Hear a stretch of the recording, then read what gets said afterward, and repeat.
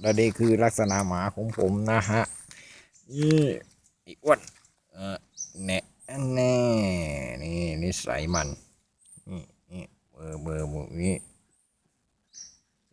เบอร์ดีมากโอ้โหเฮ้ยจับดังกัน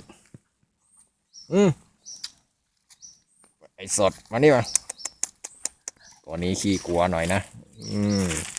เออไออ้วนมานี่